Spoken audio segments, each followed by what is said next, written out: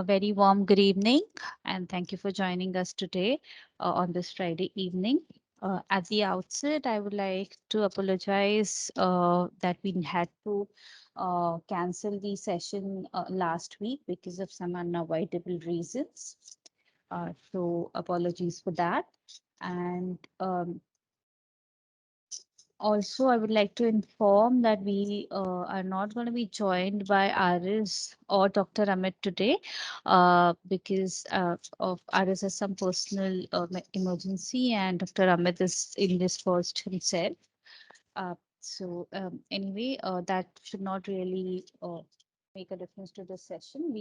I would take you through the presentation and I would take the questions in the end. My name is Dr. Tanvi Parker. I'm a part of the health risk management team at Anviti. We do arrange for conduct these sessions every Friday, and it mainly talks about the new updates that are going on regarding COVID-19 vaccination and what are the new things that have come up and and just collate them together and put them in one place and share this information with you. Now, some of this information could be repetitive, so and I'm sure a lot of you have been joining us in this event since we began with this endeavor. However, I will quickly take you through that and for the interest of the others as well. And we can take the questions in the end, and I'll try to answer them to the best of my capabilities. We'll start with the eligible beneficiaries. Currently in the country, the eligible persons are all the healthcare workers and frontline workers as specified by the Ministry of Health and Family Welfare. And all the citizens who are aged 45 or will attain the age of 45 years as on 1st of January 2022, they are eligible and their vaccination can be done free of cost in all the central government centers, vaccination centers. All the individuals between 18 to 44 years of age are also eligible now to get vaccines from the 1st of May. They would be receiving vaccines based on the state government's policies. So there are certain states which are providing vaccines to all from 18 to and above, either free of cost or maybe with a minor charge, but most of them are giving them on a pro bono basis.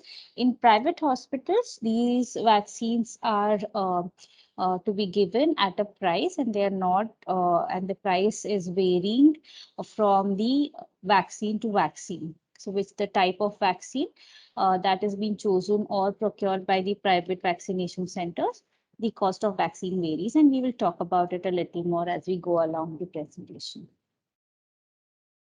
Quickly on the vaccines that are approved for use in India. So there are 3 vaccines at present that are approved for use in India. So one of them, as we know, is Covishield, which is developed by AstraZeneca, and it is being manufactured by Serum Institute of India. The other vaccine is Covaxin, which is indigenous, which is an indigenous vaccine, which is developed as well as manufactured in the country by Bharat Biotech. Both of these vaccines are in use for, since 16th of January 2021. And of course, Covishield so far, before the 18 plus vaccination drive started or before we started hearing about the supply issues, the Covishield's production capacities were higher, and the Covishield was the much more commonly given vaccine. However, currently we see that the availability for both the vaccines, are in a shortage, and soon that situation will be sorted. Then the third vaccine is the Sputnik, which is developed by the Gamaleya Research Institute of Russia. It is currently going to be manufactured by Dr. Reddy's Laboratories based in Hyderabad. And the vaccine was approved for emergency use by the DCGI on 12th of April.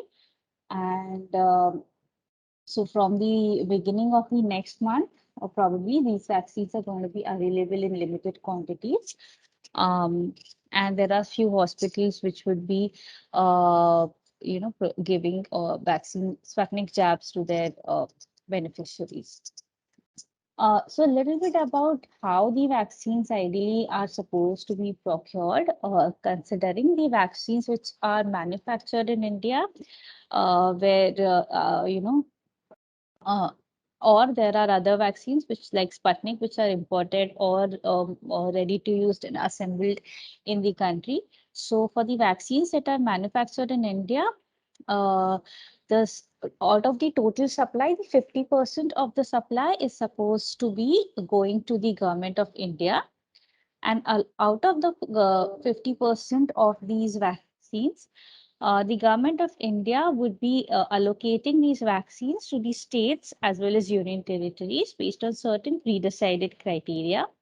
These pre-decided criteria could be an extent of an infection, so the number of active COVID cases, the vaccination performance of the state, basically the speed of administration, and which will really affect the supply positively.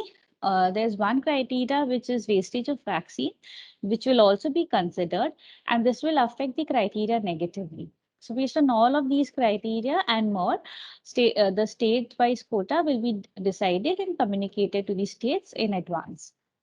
The remaining 50% needs to be supplied to the other than Government of India channel, which essentially includes the state governments, private hospitals, etc.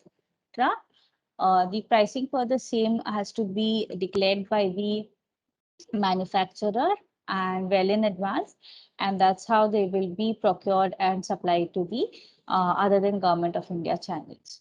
Now, certain vaccines which are either imported or not technically manufactured but mostly assembled in the country, 100% of that will be going to the government of other than Government of India channel, which is the state governments, private hospitals, and so on. Certain key points to note is that, as we've already discussed, manufacturers need to declare the price for the supply that they would be, opening up for in the open market, which is other than Government of India channel, and vaccination shall be continuing in the central government of India, central government of India vaccination centers, free of cost to the eligible population. Then even now, the second dose of all the existing priority groups is the priority for all of the central as well as the state governments. A little about the vaccination centers. So there are government healthcare facilities and private healthcare facilities which are acting as the vaccination centers. The government healthcare facilities include all the government colleges, district hospitals, public health uh, centers, then community health centers, primary health centers, urban health centers, etc. And as well as the facilities which are under other than other ministries such as railways, ESIC, home, etc. All the private hospitals and other private healthcare facilities come under the private COVID vaccination centers. All of these vaccination centers to be operating as a COVID vaccination center, they must have some infrastructure, which includes sufficient cold chain equipment and capacity, then rooms or space. Then there needs to be sufficient trained vaccinators and verifiers. And all these vaccination centers also needs to be able to manage any adverse effects following immunization. Quickly talking about workplace vaccination centers. So government has allowed workplaces to be registered as vaccination centers. There are certain criteria that the government has set up for this, and those basically include uh, at least 3 rooms per location, a minimum of 2 nurses to administer and one physician to really, as a medical officer, to really overlook the entire vaccination drive as well as manage any adverse effects. A minimum of 100 eligible and willing employees need to be there to, by employees, I mean beneficiaries. So the minimum number for an on-site vaccination or a workplace site to be converted as a vaccination center, the minimum number is 100. Then, of course, there needs to be a 5 minutes of administration time, 30 minutes of observation time, and all the COVID appropriate behavior needs to be followed. Uh,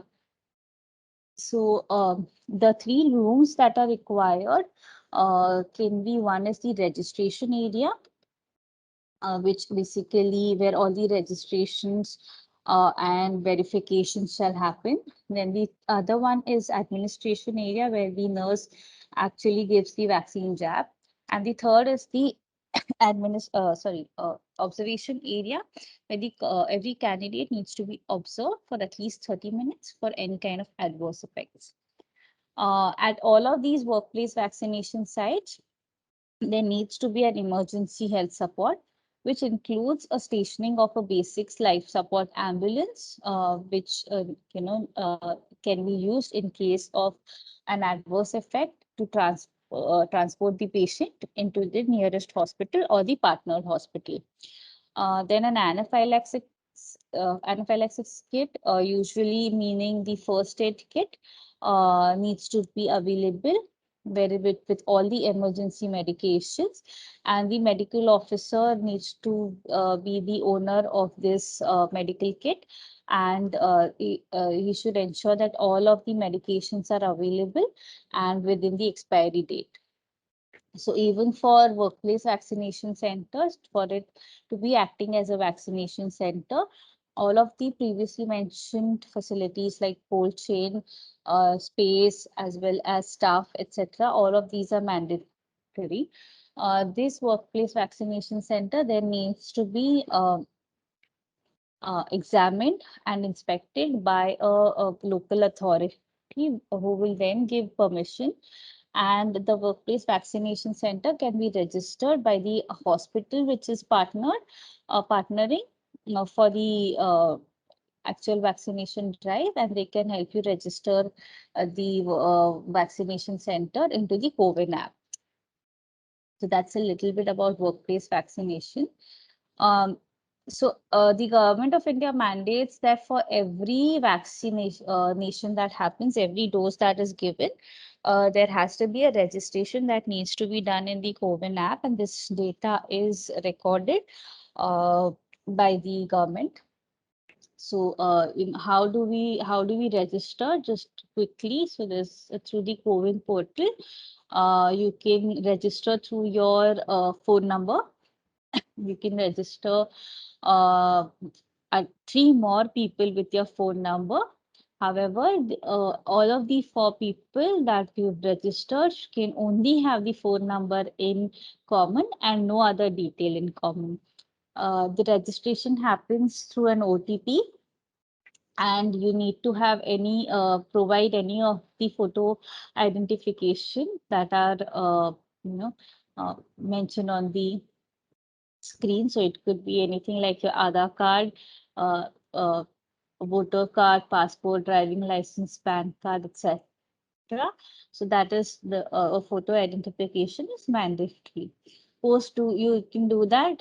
Generally, the general citizens can at first schedule the date after selecting the vaccination center of the choice, and they can get themselves vaccinated in the scheduled center. Talking a little bit about pricing. So since last week, nothing has changed over here. The free vaccines basically are going to happen only for certain eligible population, which includes healthcare workers, frontline workers, and people above 45 years of age. And this is going to happen in only Central Government of India run vaccination centers. Uh, the previous 250 rupees of vaccination that was there when before 1st of May, that stands redundant now. Each and every manufacturer will be allowed to make an advance declaration of the price that they would like to supply vaccination to the state governments as well as to in the private market. So far, the Serum Institute of India for Covishield is charging 600 and 300 per dose, 600 to the private hospital and 300 to the state government.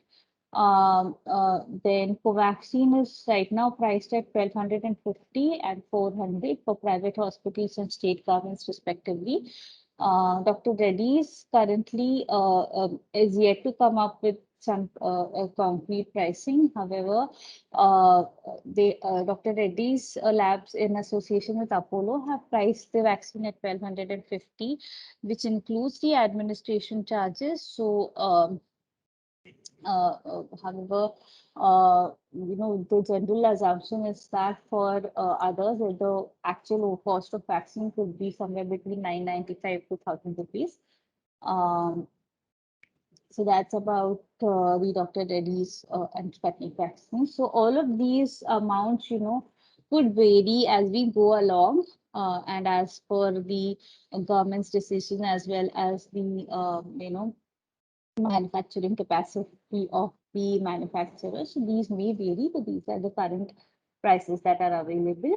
A point to note is that these doses will be made available to the public, especially in the private hospitals, at a slightly higher cost because the private players will mark up these prices to include the cost of administration as well as in because there will be a lot of overheads and variable costs that is involved.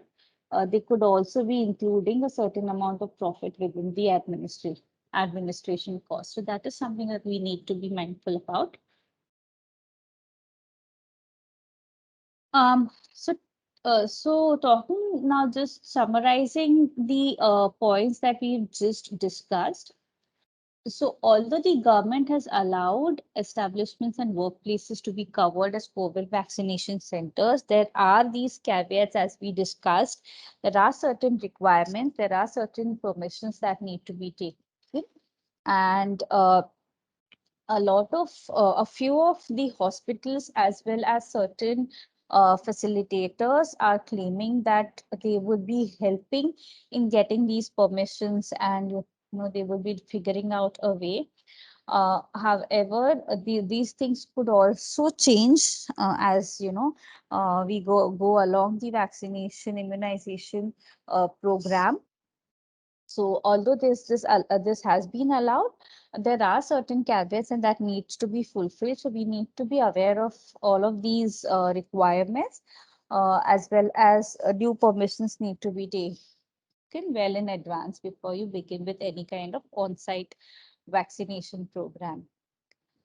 Now, what has happened is that this immunization program for COVID-19, unfortunately, has not is no longer a strategy which is at a national level. So there is a decentralization of this strategy. There are certain pros and cons of this. The state governments now will have greater autonomy in the vaccine initiative, which means that they can plan better and they can actually run the show basis their studies and their research, and they can control the whole program in a a better way. However, it also means that for organizations who have multi-geographical presence, then trying to institutionalize a pan-India vaccination approach may just become challenging because the whole approach of vaccination is going to be pretty much localized and basis the state governments. So, for example, Right now, Karnataka and Maharashtra government, and there could be more, I may not have been updated, but Karnataka and Maharashtra government say that 18 to 44, for 18 to 44, they have kind of suspended the vaccination. That does not necessarily mean that in private hospitals the vaccinations are not going on. The slots are opening, however, they are very limited in number. But so there is that ambiguity also in the government hospitals, state government hospitals. Currently, 18 to 44 vaccinations is not happening. So those are the situations that could come up basis state to state, and that is something which we need to be careful about. Uh, the other thing that is happening is that hospitals and aggregators are accepting LOIs or going ahead with paperwork. However, what our experience has so far been when communicating with a lot of hospitals as well as aggregator is that they are going a little slow with this. I'm sure there are certain hospitals which are also going aggressive, but most of them are taking their time to get more clarity about the situation, about the availability of vaccines, and the final pricing that they would be putting up, which includes their administration cost, etc. Um, Also, a lot of aggregators and facilitators, which could give or were claiming to give a green corridor, a green channel for corporates. At this stage, we also do not see that happening or being committed by these aggregators. So that is something which they are also again going on back foot till further clarity from the government or hospitals is available. So that's one more thing that we are looking at. Hospitals are also keen to partner and with organizations for on-site vaccinations. That means that they could help you set up your workplace vaccination centers. Uh, Post once the vaccine availability is there, and they would be mobilizing their own staff as well as other facilities, which includes ambulance service, cold storage, and basic life support as well as anaphylaxis kit, and all of those things they would mobilize, and then but however there would be a facilitation charge for them as well, and that is something which is to be decided. A lot of hospitals also, and as well as aggregators, and this is purely based on our experience. So in the morning only, I got a call that a certain hospital, confirmed that okay, we can go ahead with the on-site vaccination, but we will need 100 or 150 odd people at least. This was committed to the client last week. However, this week they came back and said that no, no, not just 150. We will need at least a minimum number of 500 to actually go and conduct the vaccination. And this could probably be because of the logistics as well as the cost that they variable costs that they would be having to bear. And therefore, for making it a profitable experience, they would want a larger number, and that could have been decided at a later date. So these kind of fluid and dynamic situations are still happening, which we need to be mindful about. And as I said, private sector is broadly non-committal about vaccines and the end cost. So that is something also we need to be really thinking about, because private sector are claiming that they would get the vaccines by next week. However, till the vaccines are actually being supplied, there is no pretty much commitment that's happening. And also about the cost of administration is something which is still broadly non-committal. So that's something again we need to be mindful of.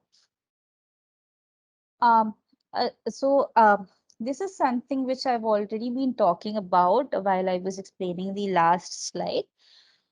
However, so as we've already seen that there's a lot of noise and information clutter.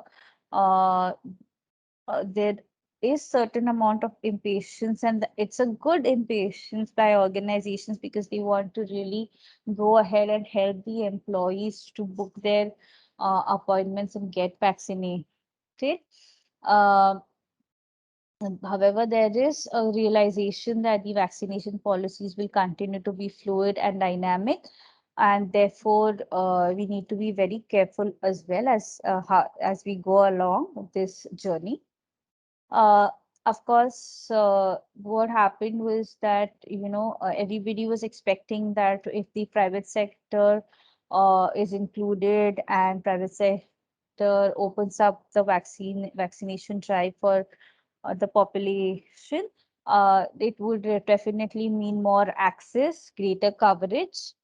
However, the government continues to be a major influencer, so there have been certain news and tips basically where governments, including state governments, want to actually keep this free for all vaccination drive, and therefore the supply, which is channelized to private hospitals, may suddenly go back to state governments in case if the state governments decide to really influence the availability of vaccination and covering more and more population. So that could also be a possibility. So again, the government keeps to be a major influencer, and there could be more changes that we could just see probably in next week or next month. There has been, as we all know, the demand and supply mismatch, especially for the group of age group of 18 to 44 years, and which probably would as we foresee, could continue to the third quarter of the year before more vaccine candidate, especially the third one, which starts hitting the markets and creates an impact on the supply availability. Now, our suggestion mostly to clients is that okay, you may choose to sign your MOUs with aggregators or hospitals and issue LOIs. However, we would advise clients making any cash advances in the absence of clear availability of vaccines. Um, we have also seen that a few organizations are also doing this. You know, However, this is happening with hospitals which are usually solitary big hospitals and not group hospitals which are committing on supplying vaccine and earmarking vaccine for the corporates. We have seen cases where an advance payment has also been made. However, as a general advice, we would you know request the clients to refrain from paying anything before the clear visibility on vaccine. So in most cases, what we have helped organizations to do is to sign their MOUs, LOIs, keep all the paperwork in place, including the pro forma invoices, etc. And once the vaccines availability is clear, then within a day or two, they could then make the payment and share the benefit with their employees. So that's a general advice. While organizations and the other thing that we do tell basis or the understanding that the current situation is a worldwide pandemic, and so although we encourage organizations to shape their vaccine strategies as well as provide as much as support for their employees to get themselves vaccinated, we also need to communicate the employees and emphasize the employees to not wait for something the organization is providing for. In case they can get vaccinated with whichever vaccine they slot they can get by registering onto the COVID app and utilizing either state government, central government, or private vaccination centers, they could just uh, go ahead and do that because obviously uh, not waiting the benefits of not waiting to get a vaccination clearly outweighs the risk of waiting for something that the employer would be providing. So that is another take that we have.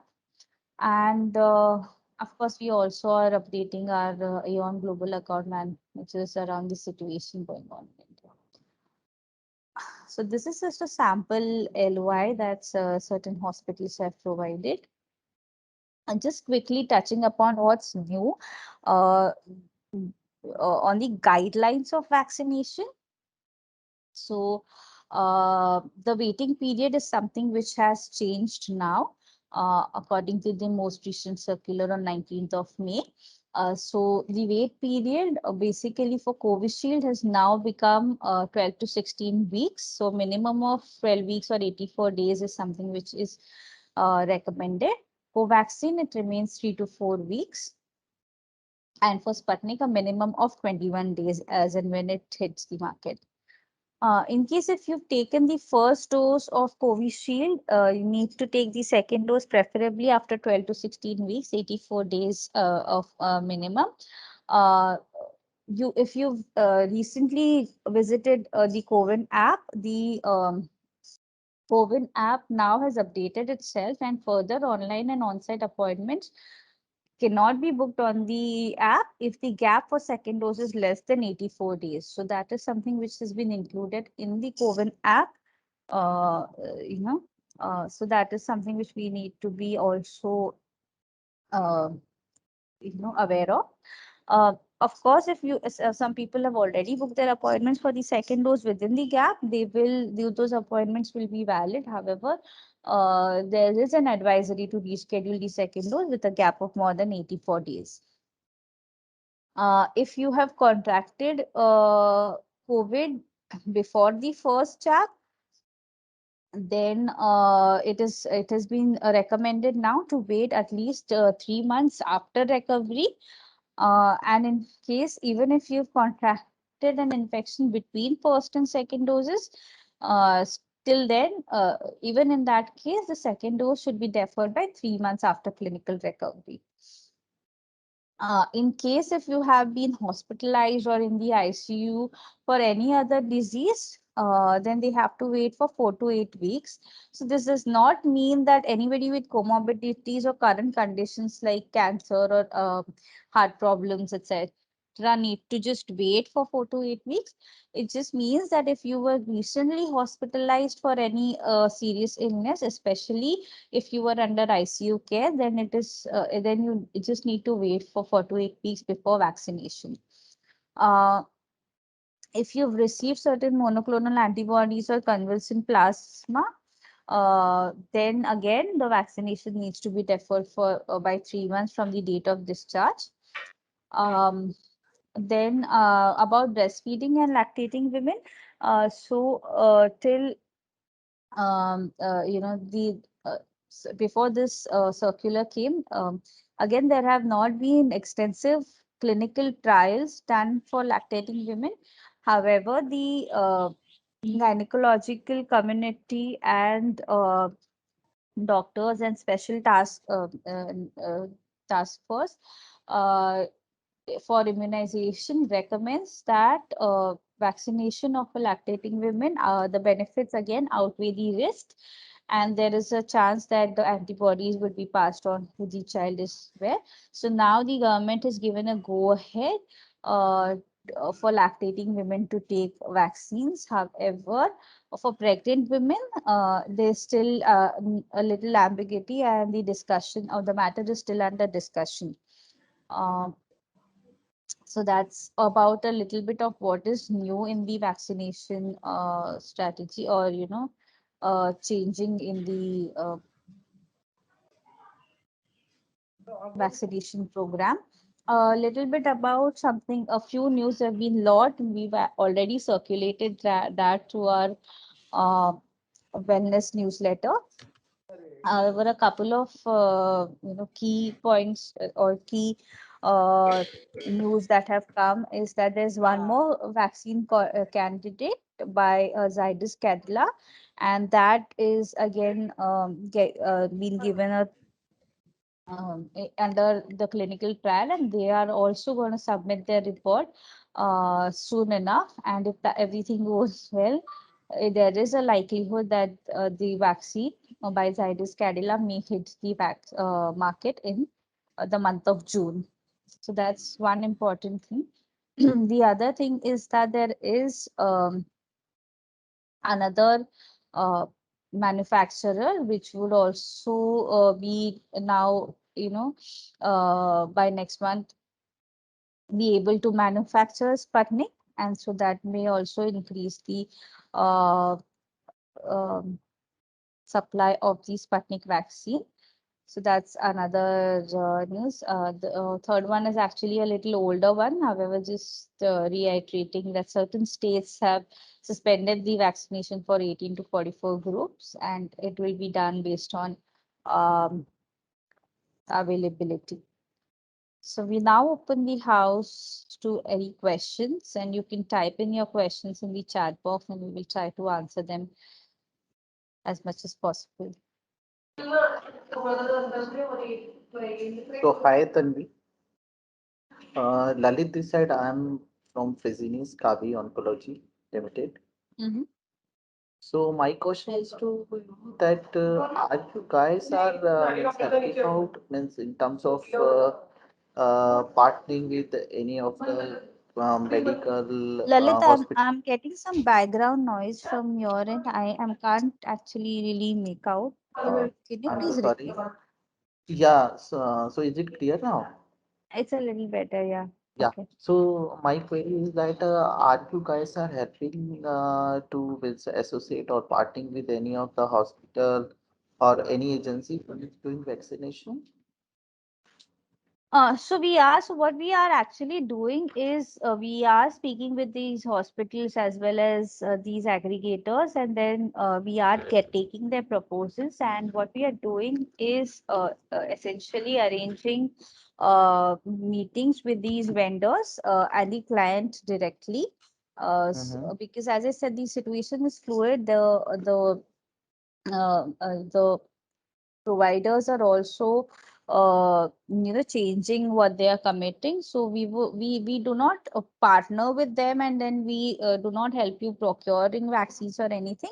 What we do is facilitate conversations between the providers as well as the organizations, and then the organization, based on the proposals that the providers are sharing, uh, then that's how the organizations can decide for themselves what is it that they would like to offer to their employees. Okay, thank you. So we can touch base with you and you will again means help us out in means scheduling our meeting or fixing up with my meeting with the aggregators, right? Sure, Lalit, you can get in touch with your CRM, and then they can get in touch with us. Sure. Thank you. Thank you. um yeah, so what is the next after 2 doses? Yes, the vaccines, the annual dosage or schedule is 2 years, 2 doses, and these vaccines need to be taken annually. So just like your influenza vaccine, which needs to be taken annually, even COVID-19 vaccination will be required to be taken annually. 2 dose per year is the schedule. I hope I've answered your question. Thank you so much. Any other question? Tanvi Gaurav, this side from Hitachi. Mhm. Actually, I have some one query. Like as you said that the 100 people, minimum 100 people are required to arrange this camp. Mhm. So is it includes employees and their family members or only the employees itself? No, And Gaurav, what, according what to will be the cost approximate, matlab, if we organize this camp for like with the help of Anviti? okay, so Gaurav, first of all, the government guidelines say that these needs to be employees of the organization. Dependents are not included. Uh, Mostly only the first dose, employees who require the first dose are included. However, with a little bit, basis of the guide. This is what the guidelines say, that the first dose is the one. So all of your employees, all of these 100 people need to take their first dose in this on-site vaccine center, and the second dose as well if you arrange for that as also. Uh, the cost of it, as I said, currently there would be a vaccination cost, which is 600 for Covishield, 1250 for Covaxin. And as and when Sputnik hits in, it's assumed to be priced at 995 to 1000 rupees. Over and above that, whichever partner you will be partnering with, in case if it's a hospital, then the hospital administration charge would be levied on top of that. If it's a facilitator, they may also take the hospital facilitation charge, and over and above a facilitation fee for their facilitation also. This varies according to the hospital or the facilitator that you choose. Yeah, thanks, Tanya. Yeah, so it may be different for different hospitals as well as different facilitators. All right, I don't think there are any more questions. I hope this session was helpful, and thank you for joining us on this Friday evening. Hope you have a wonderful weekend. Thank you once again for indulging us, and have a great day. Stay safe, stay healthy. Thank you. Bye-bye.